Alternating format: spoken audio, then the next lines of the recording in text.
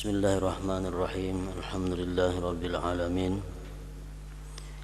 Wa bihi nasta'in ala umuri dunya waddin. Wassalatu wassalamu ala asyrafil anbiya wal mursalin.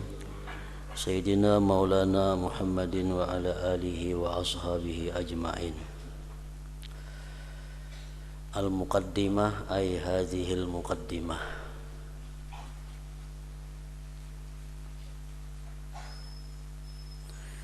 Bismillahirrahmanirrahim.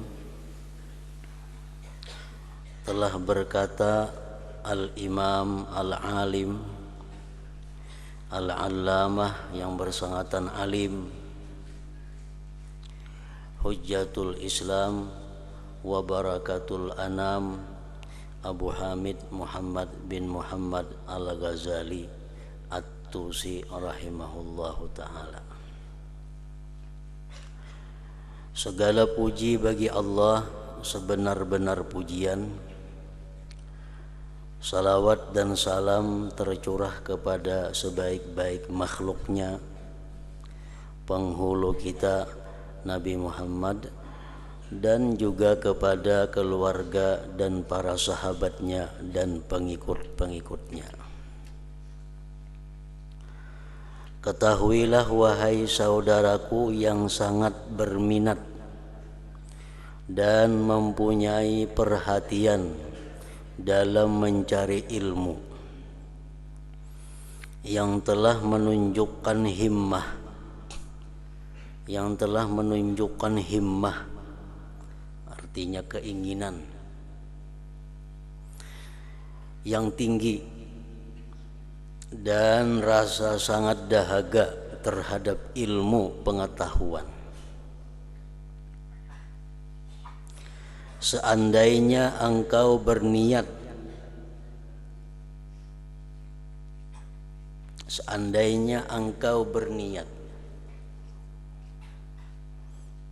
jadi niat itu artinya dorongan yang timbul di dalam hati kita, motivasi yang timbul di dalam hati kita, pendorong.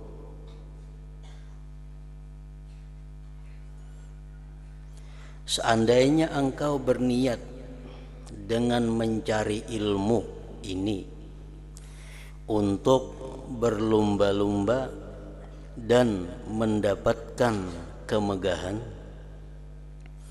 dan terkemuka di kalangan kawan-kawan, dan untuk menarik perhatian orang ramai terhadap dirimu dan menghimpunkan akan kekayaan dunia, maka sebenarnya engkau telah berusaha menghancurkan agamamu dan membinasakan dirimu sendiri, dan menjual akhiratmu dengan mendapatkan harta benda dunia, maka perjualanmu adalah rugi dan perniagaanmu porak-poranda, dan guru yang mengajarmu adalah dikira menolongmu di dalam membuat maksiat, dan guru juga akan merasakan kerugian. Nah, dorongan menuntut ilmu, tujuan untuk menuntut ilmu agama untuk mendapatkan kemegahan, supaya terkemuka di antara orang-orang, untuk menghimpunkan kekayaan, maka itu adalah menuntut ilmu membinasakan diri sendiri, menghancurkan diri sendiri.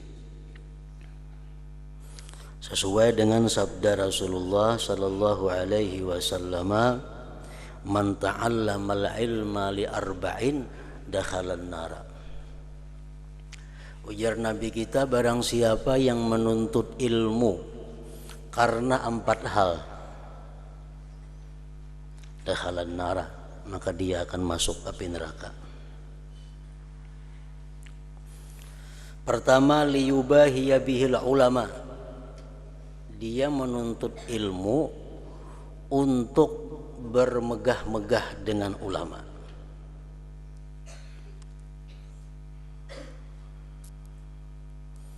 Au liyumariya bihi supaha atau untuk mendebat dengannya ilmu akan orang-orang yang bodoh. Kalau aku berisi ilmu, aku nyaman karena mengalahkan orang-orang yang bodoh.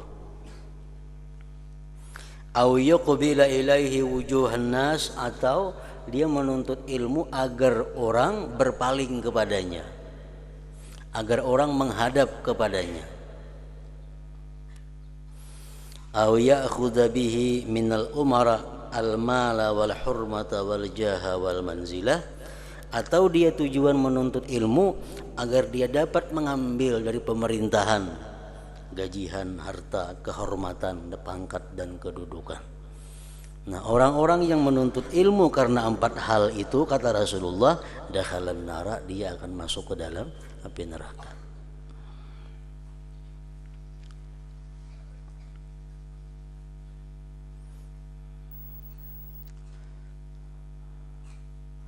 Dan guru yang mengajarmu adalah dikira menolongmu di dalam membuat maksiat.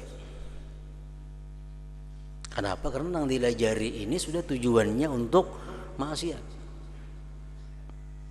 Dan ia guru juga akan merasakan kerugian. Ketika ini guru yang mengajarmu itu laksana seorang yang menjual pedang kepada perampok. Menjual pedang kepada perampok hukumnya adalah diharamkan karena menolong orang berbuat kejahatan.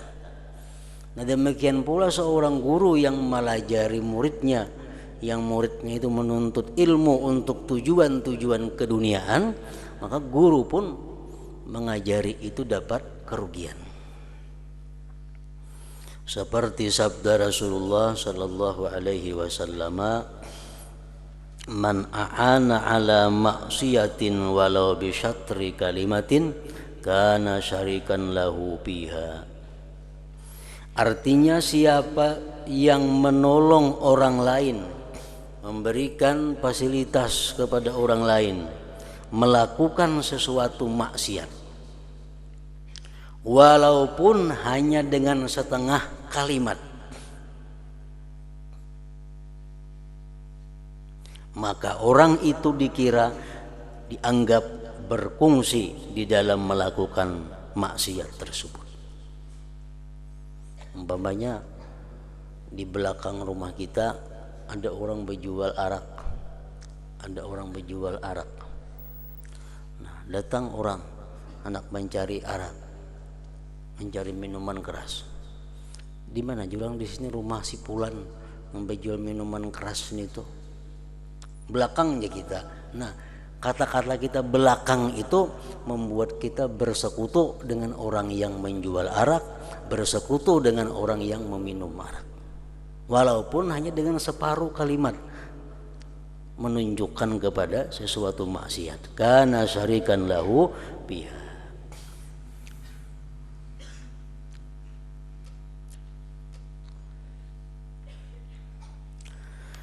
Dan jikalau niatmu, dorongan dalam dirimu atau tujuanmu di dalam mencari ilmu itu untuk mencari keridaan Allah Ta'ala dan mencari hidayah, bukan semata-mata untuk pandai bercakap, maka hendaklah engkau bergembira.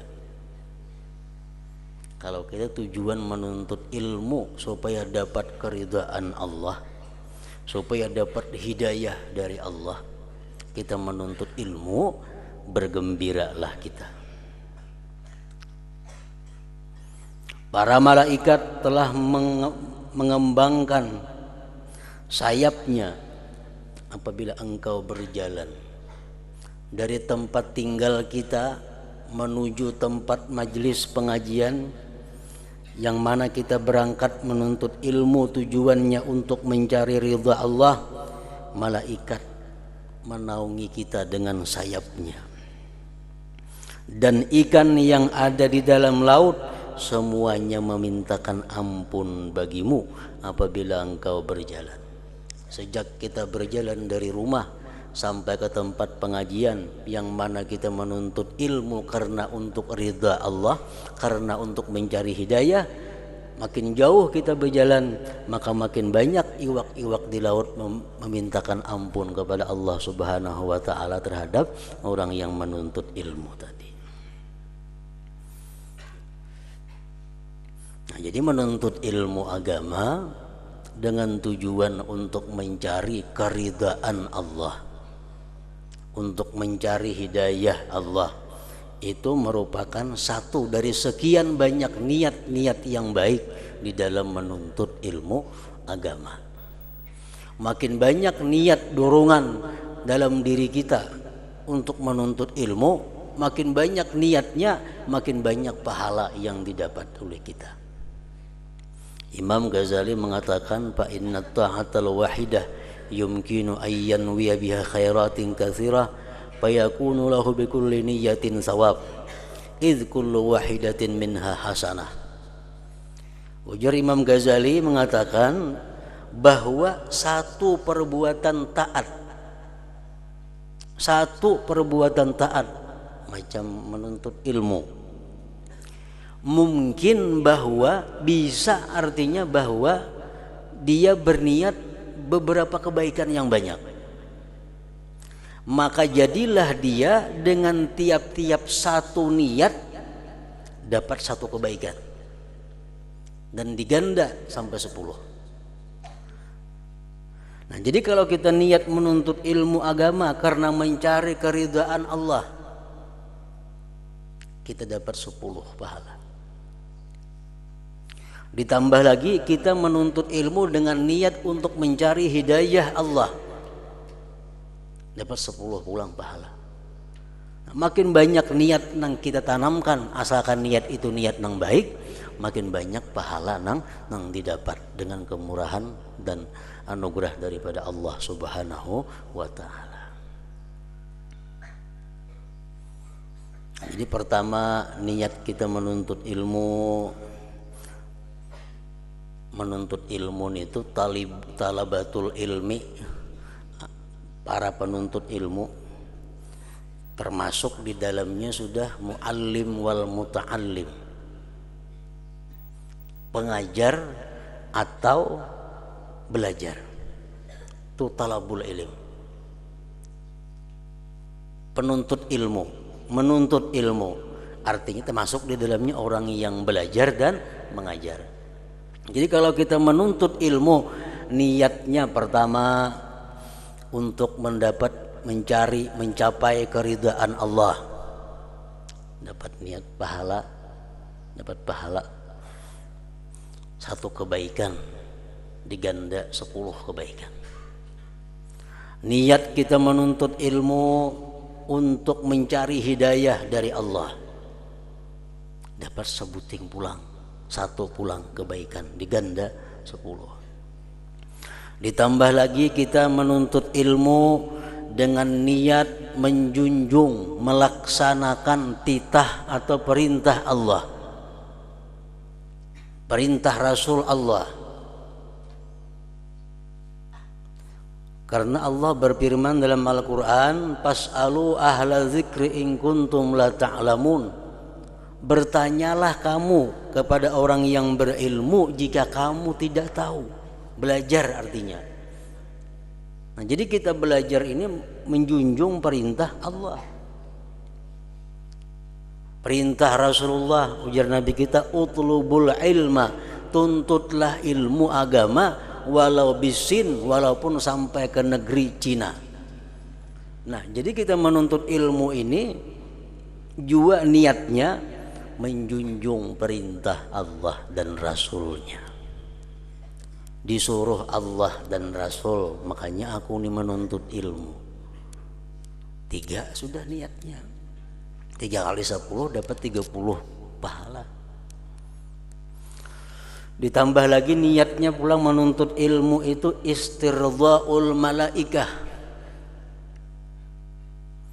Aku menuntut ilmu ini juga untuk mencari keridhaannya malaikat, supaya malaikat itu senang lawan aku. Rasulullah SAW bersabda, innal malaikata la tadha'u ajnihataha li talibil ilmi ridan bima yasna'u. Ujar Nabi kita, sesungguhnya malaikat itu meletakkan sayap-sayapnya memayungi, artinya bagi orang yang menuntut ilmu, karena malaikat senang dengan yang ia perbuat. Nah, jadi kita menuntut ilmu juga tujuannya adalah menyenangkan malaikat-malaikat Allah Subhanahu wa taala.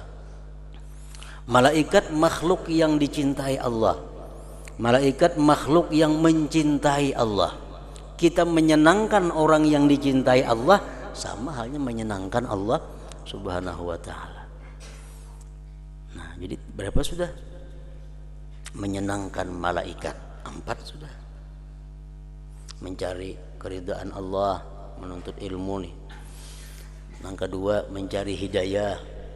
Yang ketiga menjunjung perintah Allah dan Rasul.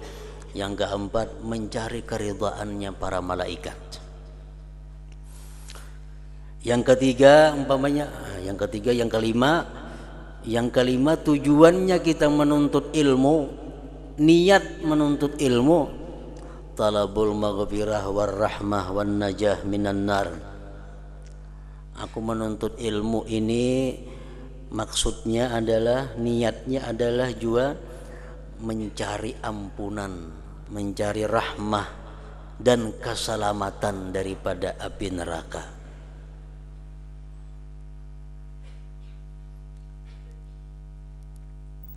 Nah, 5 kali 10 50 dapat pahala.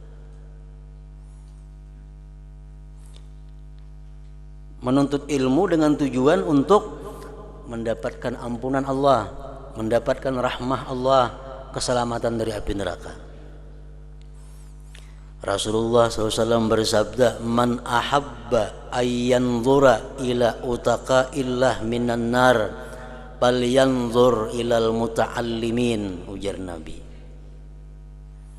siapa nang hendak, ujar Nabi, memandang, siapa nang hendak melihat orang-orang nang terbebas dari api neraka, siapa nang hendak memandang orang-orang nang dibebaskan dari api neraka, pandanglah orang-orang yang menuntut ilmu agama. Nah, jadi kita belajar ilmu agama tujuannya juga apa? Supaya selamat dari api neraka. Karena Rasulullah mengatakan, siapa hendak tahu orang yang bebas dari api neraka, lihati orang-orang menuntut ilmu agama.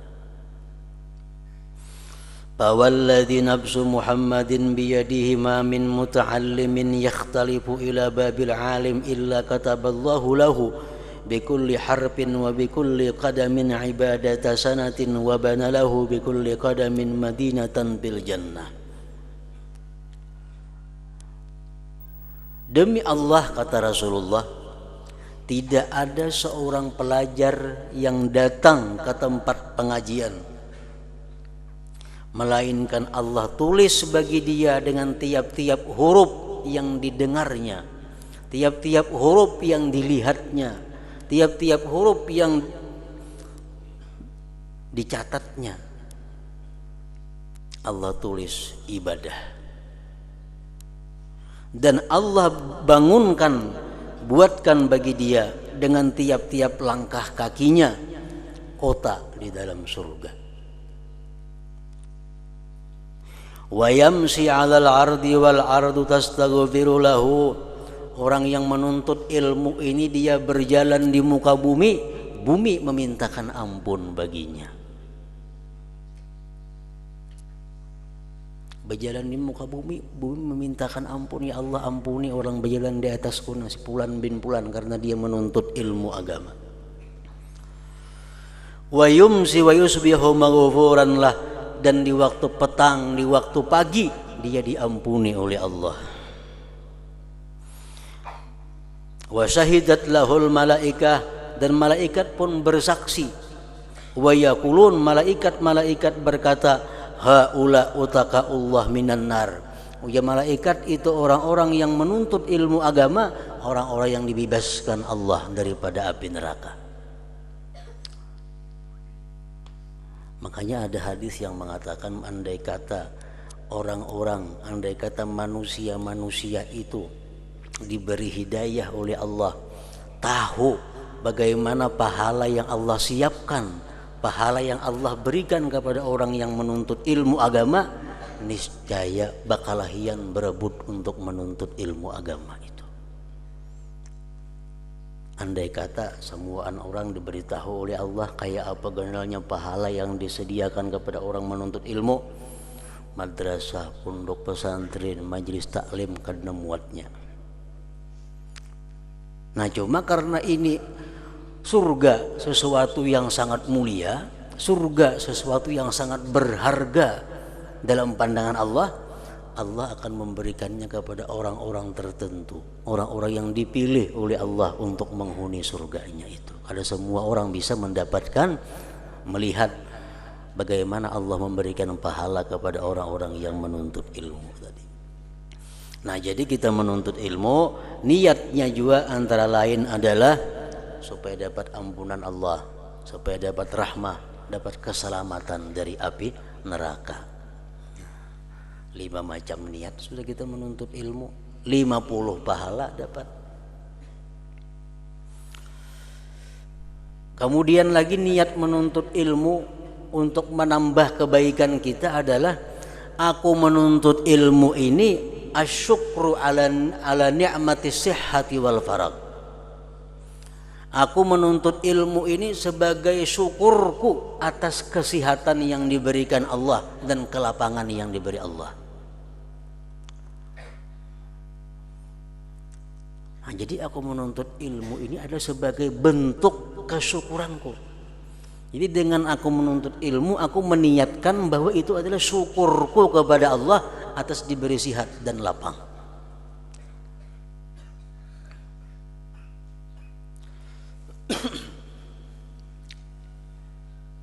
6 sudah. Yang ketujuh, tujuan menuntut ilmu istima'u kalamillah wa kalami rasulih wal ulama. Tujuanku menuntut ilmu, tujuanku ke majelis ilmu untuk mendengari kalam Allah, mendengari Al-Quran, mendengari kalam-kalam Rasulullah, al-hadis, mendengari kalam-kalam perkataan para aulia, para ulama.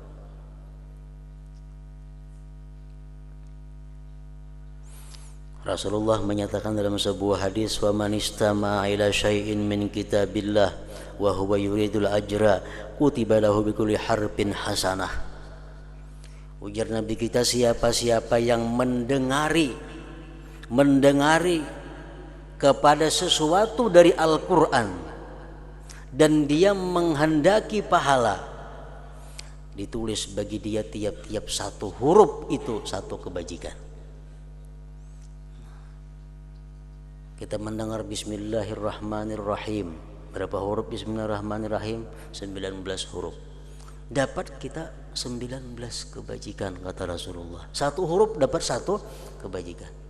Nah, jadi kita ke pengajian, niat kita termasuk di dalamnya adalah mendengari kalam Allah, mendengari firman Allah.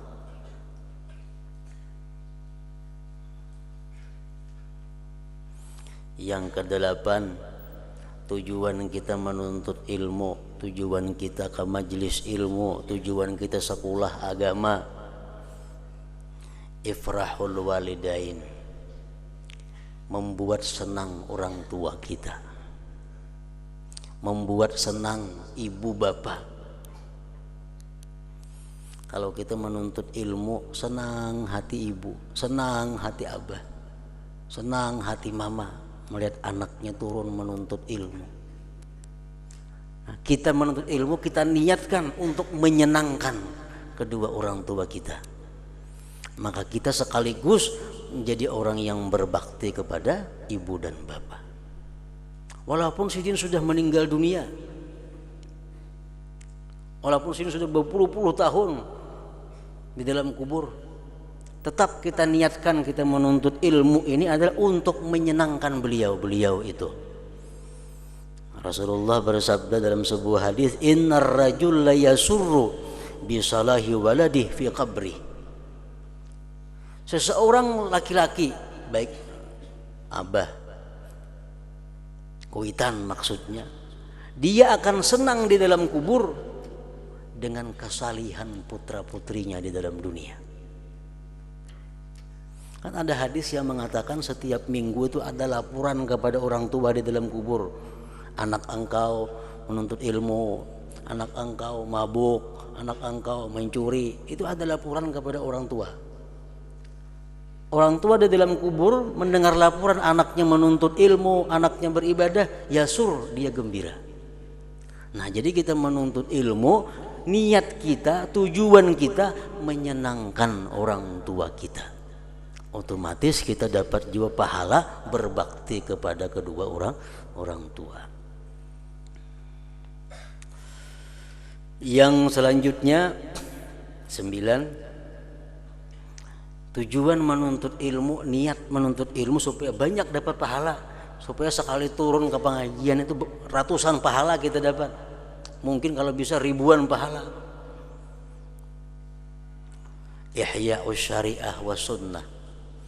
Tujuan menuntut ilmu juga adalah untuk menghidupkan sunnah, menghidupkan syariat Rasulullah sallallahu alaihi wasallam. Karena kalau orang tidak mengajinya, mati sunnah Rasul, mati syariat Islam. Nah, jadi kita ke pengajian, kita sekolah pesantren, sekolah madrasah, tujuannya antara lain untuk menghidupkan syariah, menghidupkan sunnah Rasul. Rasulullah bersabda, man ahya sunnati faqad ahabbani wa man ahabbani kana ma'i fil jannah. Ujar Nabi, siapa-siapa yang menghidupkan sunnahku berarti dia cinta kepadaku. Siapa cinta kepadaku, dia akan bersamaku di dalam surga. Nah, jadi kita menuntut ilmu, tujuannya, dorongannya antara lain adalah ingin menghidupkan sunnah Rasul, ingin menghidupkan syariat Rasulullah. Yang ke-10, niat kita menuntut ilmu, izalatul jahal, membuangi kebuduhan dalam diri. Kita disuruh Tuhan membuangi kejahilan. Agama memerintahkan kita supaya dibuangi sifat jahil dalam diri dengan cara menuntut ilmu. Izalatul jahli, membuang kejahilan. Imam Sahal At-Tustari mengatakan, ma usiyallah bima'siyatin a'zama minal jahal. Tidak ada satu maksiat yang paling besar daripada maksiatnya kejahilan. Nah, jadi kita menuntut ilmu, niat kita membuang kejahilan, berarti membuang kemaksiatan di dalam diri. Orang jahil itu paling maksiat kepada Allah. Kenapa? Ini beribadah, walaupun pas tetap kada sah. Kenapa? Karena kada berdasar ilmu. Orang jahil sembahyangnya rukunnya, syaratnya, adabnya sempurna, tapi ini tarawahan mepas, kada sah. Yang paling berat orang jahil ini adalah bisa-bisa menganggap sesuatu maksiat bisa dipadahkannya kena taat kepada Allah. Ini kada tahu. Nah, jadi maksiat yang paling besar di dalam diri kita adalah kejahilan itu. Nah, kita menuntut ilmu tujuannya juga untuk menghilangkan kejahilan. Yang ke-11, ini beratus-ratus niatnya menuntut ilmu nih.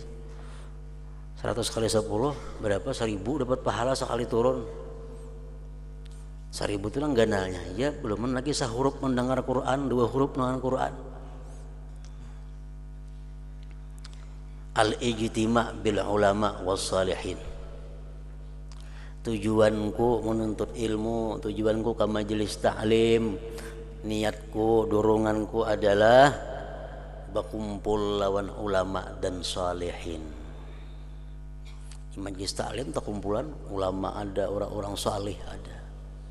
Hendak bergabung dengan mereka itu, berkumpul, berkelompok lawan orang-orang salih dengan ulama-ulama.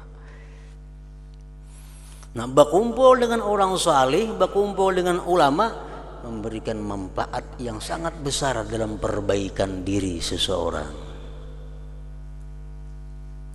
Kada usah mendengar pengajian ulama, kada usah mendengar zikirnya orang saleh. Kita guring betatai orang saleh aja sudah manfaatnya yang luar biasa bagi kita. Kenapa?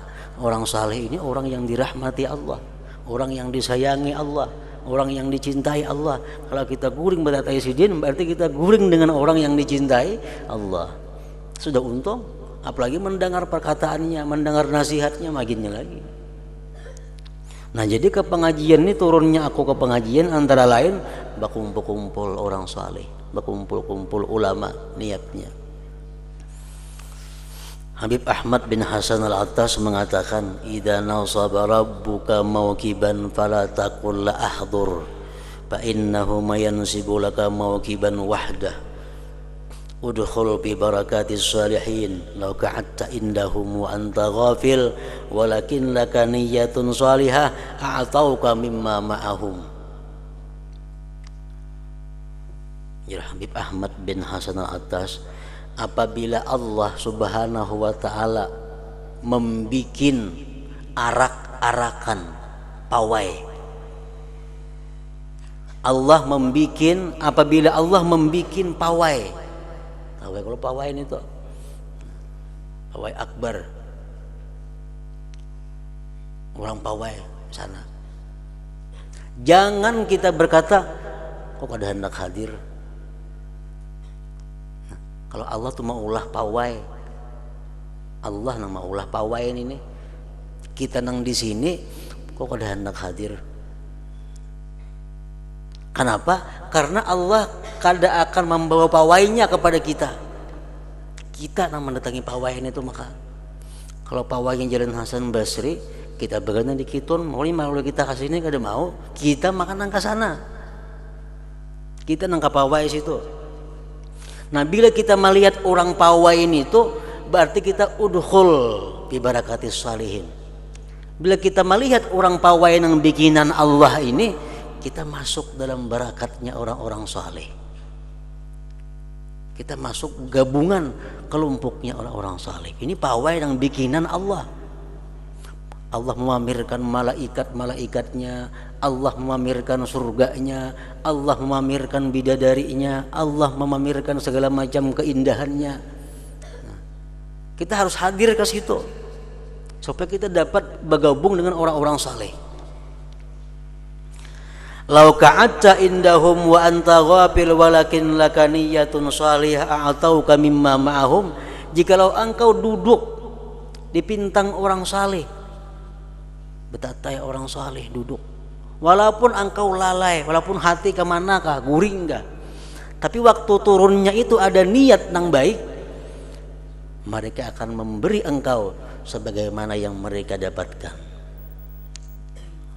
Mereka akan memberikan kepada engkau sebagaimana apa yang mereka dapatkan. Asal kita niat mulai rumah, tujuannya bagus untuk bergabung dengan orang saleh. Duduk kata orang saleh, berkumpul, guring dia datang. Orang bubar hanya bubar, dapat juga ini sebagaimana yang diperoleh oleh orang-orang saleh itu. Nah, ini barakatus salihin. Nah, turun ke menuntut ilmu, turun ke pengajian, niatnya yang penting antara lain adalah hendak berkumpul orang-orang salihin, berkumpul dengan para ulama. Yang ke-12, niatnya menuntut ilmu lagi. Al-amru bil ma'ruf wan nahyu 'anil munkar. An nafsihi wa an ghairihi. Aku menuntut ilmu ini tujuannya supaya aku bisa berbuat amar ma'ruf nahi munkar, khusus untuk diriku dan orang lain. Mun kada menuntut ilmu mana tahu mana kawa amar ma'ruf nahi munkar. Nah, jadi aku menuntut ilmu ini tujuanku adalah agar aku bisa amar ma'ruf nahi munkar, khusus untuk diriku terutamanya, untuk keluargaku.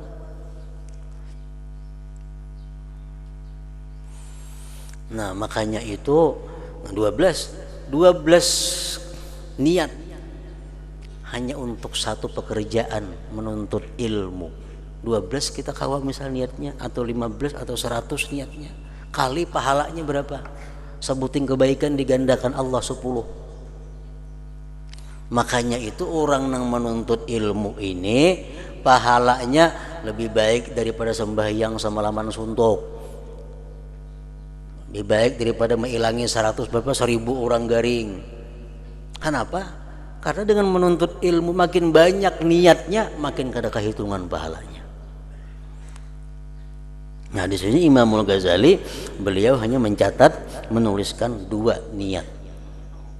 Menuntut ilmu, mencari keridaan Allah dan mencari hidayah, bukan semata-mata untuk pandai bercakap. Nah, kalau kita menuntut ilmu niatnya itu 2 aja, misalnya mencari ridha Allah, mencari hidayah, maka hendaklah engkau bergembira. Nah, apalagi kau sampai 12 macam tadi niatnya.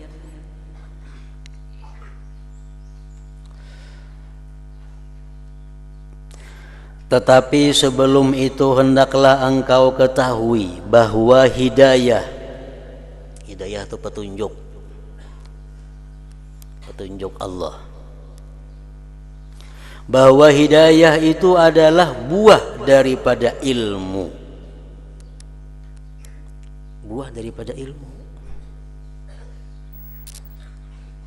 dan bagi hidayah itu ada bidayah, permulaan, dan ada pula nihayah, kesudahan, dan ada zahir dan ada pula batinnya. Jadi hidayah ini ada permulaan, ada puncak, ada hidayah bentuknya zahir, ada hidayah batin. Dan engkau tidak akan sampai kepada nihayatul hidayah. Engkau tidak akan sampai kepada nihayatul hidayah. Kayak apa dimaksud dengan nihayatul hidayah? Itu puncak hidayah itu macam apa? Antara lain, orang yang dapat nihayatul hidayah itu orang yang selalu melihat Allah Subhanahu wa ta'ala dimanapun dan kapanpun. Itu orang yang dapat nihayatul hidayah. Dia melihat sebatang pohon, dia ingat kepada Allah. Dia melihat sebuah kendaraan, dia ingat kepada Allah. Dia melihat rumput, dia ingat kepada Allah. Dia melihat duit, ingat kepada Allah. Melihat nasi, ingat kepada Allah. Itu orang yang sudah dapat nihayatul hidayah.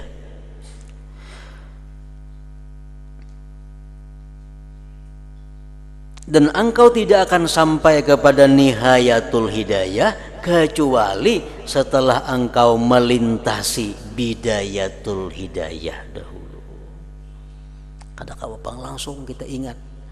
Melihat pohon ingat kepada Allah, melihat sandal ingat kepada Allah. Kada kau macam itu kalau kita kada melalui dahulu bidayatul hidayah. Nah, makanya kitab ini ngarannya bidayatul hidayah. Nah, itu mengambil di situ. Dan engkau tidak akan dapat menyelami batin hidayah. Sembahyang, rukuk, sujud, baca Quran, itu zahir hidayah. Zahir hidayah. Khusyuk di dalam sembahyang, tafakkur dalam sembahyang, khudu dalam sembahyang, itu adalah batin hidayah. Kita kada akan bisa langsung dapat khusyuk kalau sembahyang zahirnya belum bagus. Rukuknya bagus, berdirinya bagus, membaca Qur'annya, tartilnya bagus, hanya bisa dapat batin hidayah khusyuk. Kalau membaca Qur'annya kada kakaruan, rukuk sujudnya kada kakaruan, kada akan bisa khusyuk. Dan engkau tidak akan dapat menyelami batin hidayah kecuali setelah selesai daripada menyempurnakan segala urusan yang berkenaan dengan zahir hidayah itu.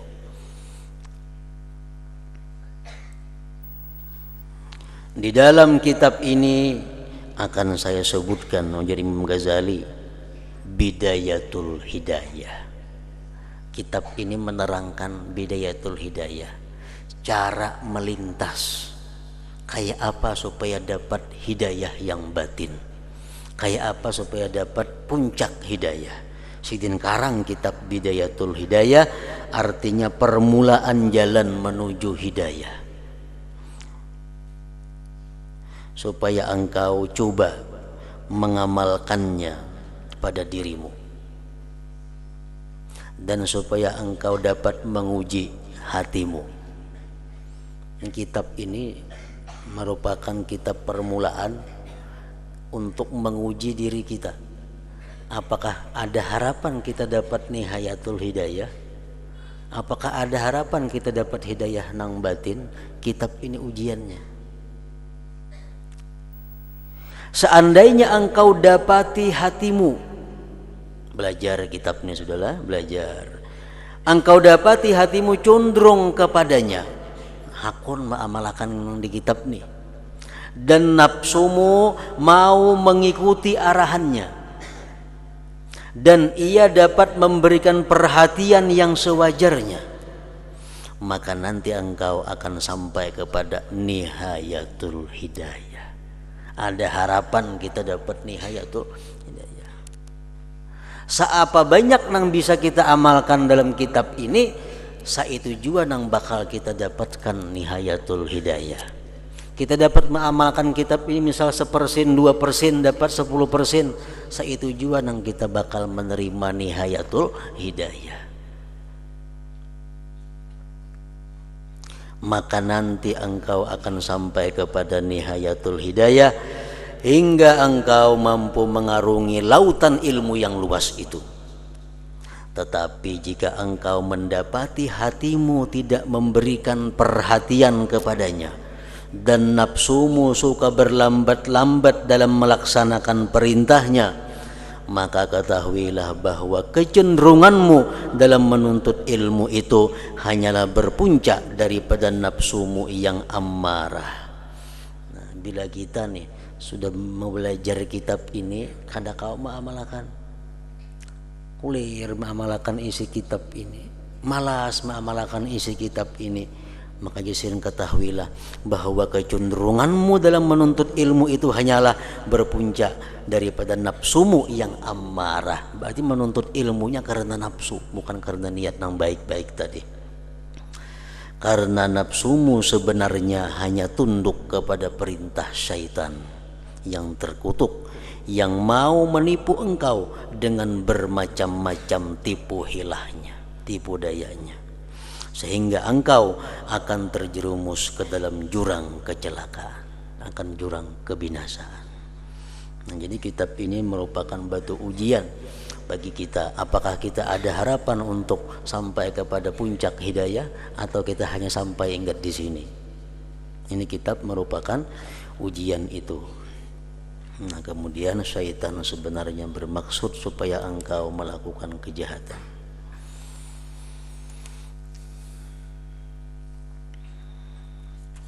Hadratin Nabi sallallahu alaihi wasallam. Al-Fatihah. A'udzubillahi minasyaitonir rajim. Bismillahirrahmanirrahim.